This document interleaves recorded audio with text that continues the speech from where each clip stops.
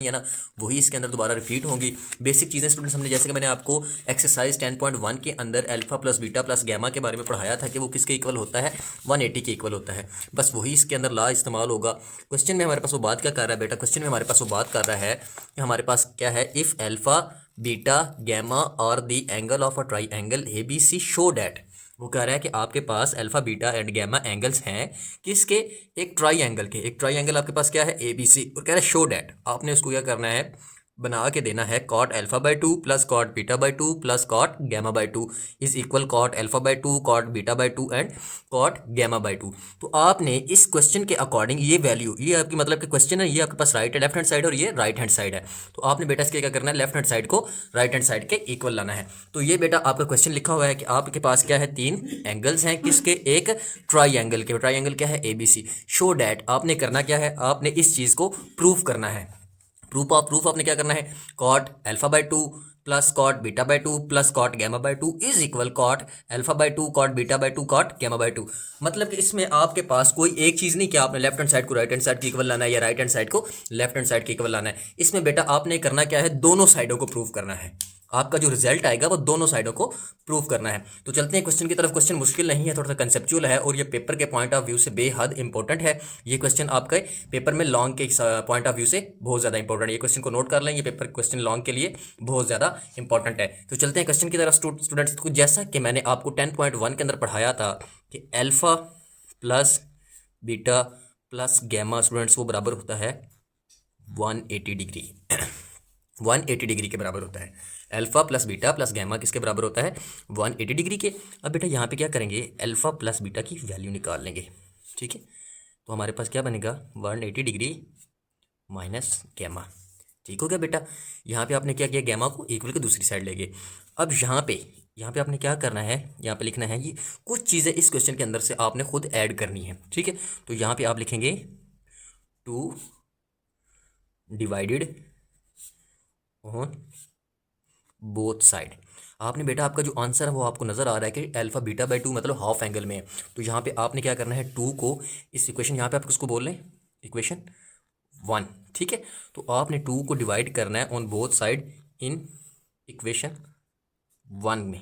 ठीक है, आपने 2 को डिवाइड करना है इक्वेशन 1 के ऊपर। ठीक है, यहाँ पे लिख लेते हैं इक्वेशन के, 2 divided by 2 is equal 180 degree minus gamma divided by 2। ये आपने बेटा इक्वेशन बना ली। अब उसके बाद क्या करेंगे, इस 2 को अलग-अलग कर देंगे। अल्फा के नीचे अलग प्लस बीटा के नीचे बेटा अलग, 180 के नीचे बेटा अलग और गैमा के नीचे अलग। ठीक हो गया बेटा। अब यहाँ पे क्या करेंगे अगले स्टेप में, अगले स्टेप में बेटा क्या करेंगे, ये 2 1 ज़ा 2, 2 90 ज़ा 80। ठीक है, तो हमारे पास क्या आ जाएगा, alpha 2 plus beta 2 is equal 90 degree minus gamma by 2। ठीक हो गया बेटा। अब यहाँ पे अगले स्टेप में क्या करेंगे, ये आपके पास बन गई इक्वेशन 2, इक्वेशन 2। अब बेटा यहाँ पे क्या करेंगे, आपने एक और चीज़ ऐड करनी है। यहाँ पे अब आपको जैसे क्वेश्चन में नज़र आ रहा है कि आपके पास कॉट है, तो कॉट किसका रेसिप्रोकल होता है, टैन का ना, क्योंकि कॉट का डायरेक्ट तो कोई फार्मूला है ही नहीं। तो हमने यहाँ पे टैन का फार्मूला इस्तेमाल करना। तो यहाँ पे हमारे पास टैन तो क्वेश्चन के अंदर मौजूद ही नहीं। तो यहाँ पे हम क्या करेंगे, लिखेंगे टैन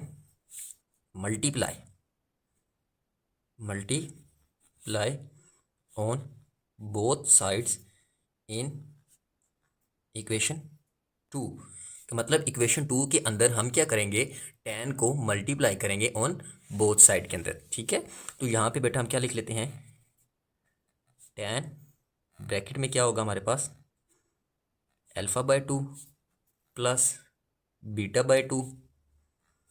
ठीक है, इक्वल के दूसरी साइड फिर टैन को मल्टीप्लाई किया, अंदर ब्रैकेट में क्या बेटा क्या आएगा, 90 डिग्री माइनस गैमा बाय 2। ठीक हो गया बेटा, यहाँ तक समझ आ गई। अब भी बेटा यहाँ पे आपको एक और चीज़ समझाते हैं कि यहाँ पे ये चीज़, ये जो एक हमारे पास एंगल बना ना, ये वाला, इसको आप कंसिडर कर लें ये अल्फा है, और ये पूरा जो एंगल है ये आपके पास बना है बीटा। ये आपके पास किस चीज़ का बना है, बीटा। तो यहाँ से आपको समझ आ जानी चाहिए कि आपने यहाँ पे कौन सा फार्मूला इस्तेमाल करना है। तो यहाँ पे स्टूडेंट्स आपका फार्मूला इस्तेमाल होगा टैन अल्फा प्लस बीटा का, किसका, टेन अल्फा प्लस बीटा का। ठीक है, तो वो कैसे होगा? टेन अल्फा प्लस बीटा का फार्मूला क्या है? Tan alpha plus tan beta divided by 1 - tan alpha tan beta. ठीक हो गया बेटा?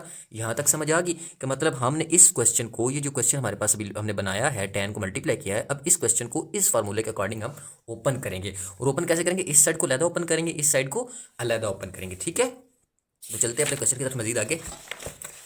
हमारे पास बेटा क्वेश्चन क्या बना था, मैं क्वेश्चन को एक दफ़ा दोबारा लिख लेता हूँ कि जो हमारे पास वैल्यू बनी थी, tan alpha by 2 plus tan beta by 2 is equal tan 90 degree minus gamma by 2। ठीक होगा बेटा? ये हमारे पास वैल्यू थी पीछे। अब क्या करेंगे बेटा, यहाँ पे हम टेन अल्फा प्लस बीटा का फार्मूला लिखेंगे। चलें जी, टेन अल्फा प्लस बीटा का फार्मूला हमारे पास बेटा क्या बनेगा? क्योंकि यहाँ पे बेटा एक चीज़ याद रखनी, जहाँ पे क्वेश्चन के सेंटर में इक्वल आ जाए फिर स्टार्ट में इक्वल नहीं लगाते, अगर आप लगाएंगे तो आपके पेपर रॉन्ग हो जाएगा। ठीक है, तो यहाँ पे लिखते हैं tan alpha plus tan beta divided 1 फार्मूले का minus tan alpha tan beta equal की दूसरी side ten 90 alpha minus ten beta by 2 नीचे 1 plus ten 90 ten beta by 2। ठीक है, अब बेटा यहाँ पे क्या करेंगे, हम फार्मूले को चेंज करेंगे। चेंज कैसे करेंगे कि जैसा कि स्टूडेंट्स हमारे पास, हमें पता है कि यहाँ पे जो टेन होता है, टेन थीटा, वो रेसिप्रोकल होता है 1/कॉट थीटा के। अब क्या करेंगे, इस टेन को इस 1/कॉट के शक्ल में लिखेंगे। ठीक है, तो यहाँ पे टेन अल्फा है ना, तो यहाँ पे हम इसको लिख लेंगे one by cot alpha by 2 plus one by cot beta by 2।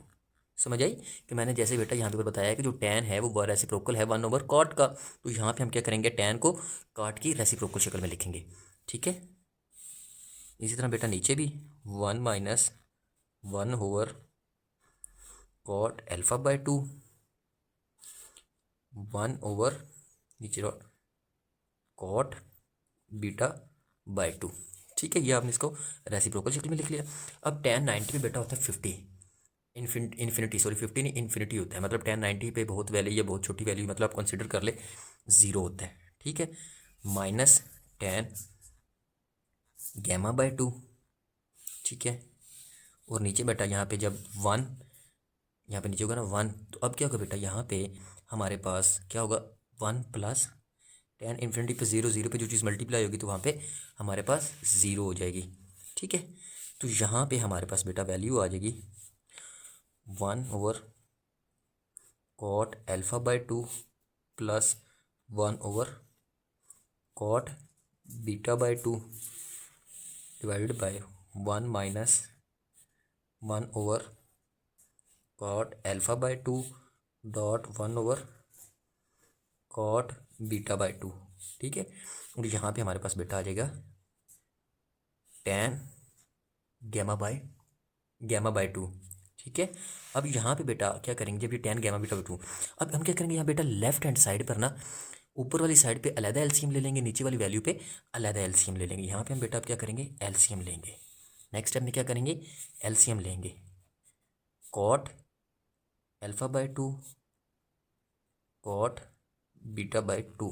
ठीक है, नीचे वाली वैल्यू मल्टीप्लाई, बकाया वैल्यू क्रॉस मल्टीप्लाई, तो कॉट अल्फा अल्फा से कट होगा तो हमारे पास यहाँ पे आ जाएगा कॉट बीटा बाय 2 प्लस यहाँ पे cot beta by 2, cot beta by से कट जाएगा तो हमारे पास बेटा क्या बनेगा, कॉट अल्फा बाय 2। ठीक है, ये आगे ऊपर वाली वैल्यू का एलसीएम। इसी तरह बेटा हम नीचे वाली वैल्यू का भी एलसीएम ले लेंगे। ठीक है, नीचे भी हमारे पास बेटा क्या बनेगा, cot alpha by 2 cot beta by 2। ठीक है। अब ये क्या होगा, जब ये दो वैल्यू आपस में मल्टीप्लाई होंगी तो ये इस पर ऊपर वाले 1 से मल्टीप्लाई होकर हमारे पास यहाँ पे क्या आ जाएगा, cot alpha by 2 cot beta by 2। अब ये cot alpha by cot beta by से कट हो जाएगी, बीटा बाय से कट होगी, तो हमारे पास साथ में क्या बनेगा, -1। और इसको भी हम क्या कर लेंगे, 1 कॉट बीटा बाय 2 की शक्ल में लिख लेंगे। ठीक है। अब जब इसको 1 बीटा की शक्ल में लिख लेंगे, अगले स्टेप में बेटा क्या होगा, नीचे साथ में बेटा इसके नीचे क्या आ जाएगा, 1 आ जाएगा, इसके नीचे भी यहाँ पे 1 आ जाएगा, क्योंकि ऊपर tan था ना, ऊपर ये हमारे पास tan बचा, tan के नीचे ये 1 आ नहीं रहा, ये वाला 1 नीचे 1 आया। अगले स्टेप में बेटा क्या होगा, जब ये value cot alpha plus beta और कॉट नीचे वाला ये वैल्यू आपस में इसमें कट हो जाएगी, ये वैल्यू इधर आपस में कट हो जाएगी, तो हमारे पास बेटा अगले स्टेप में वैल्यू क्या बचेगी, हमारे पास बेटा वैल्यू बचेगी cot beta by 2 plus cot alpha by 2 divided cot alpha by 2 cot beta by 2 -1 is equal to, हमारे पास ये बन जाएगा बेटा कॉट गैमा बाय 2। ठीक है, ये हमारे पास यहाँ पे क्वेश्चन बनेगा। अगले स्टेप में क्या होगा बेटा, ये इधर डिवाइड हो रहा है, इक्वल की दूसरी साइड जाके मल्टीप्लाई हो जाएगा, beta by 2 plus cot alpha by 2 is equal cot gamma by 2। ठीक है, ब्रैकेट में बेटा हमारे पास क्या आ जाएगा, cot alpha by 2 cot beta by 2 -1। ठीक है बेटा, यहाँ पे ये चीज़ इधर मल्टीप्लाई डिवाइड हो रही थी, इक्वल की दूसरी साइड जाके मल्टीप्लाई हो जाएगी। अब बेटा हमारे पास क्या बनेगा, cot beta by 2 plus cot alpha by 2 is equal to, अब ये cot alpha by 2 gamma by 2 क्या होगा, अंदर वाली वैल्यू से मल्टीप्लाई हो जाएगा, तो ये हमारे पास आ जाएगा cot gamma by 2 cot alpha by 2 cot beta by 2 minus cot gamma by 2, क्योंकि जब कॉट गैमा बाय 2 -1 से मल्टीप्लाई होगा तो कॉट गैमा बाय 2 हो जाएगा। ठीक है, अब बेटा क्या होगा, ये इधर माइनस का तो इक्वल की दूसरी साइड आके क्या हो जाएगा, प्लस का, तो यहाँ पे हम क्या, पास क्या होगा, cot alpha by 2 plus cot beta by 2 plus cot gamma by 2। ठीक है, फिर क्या होगा हमारे पास बेटा, cot alpha by 2 cot beta by 2 cot gamma by 2।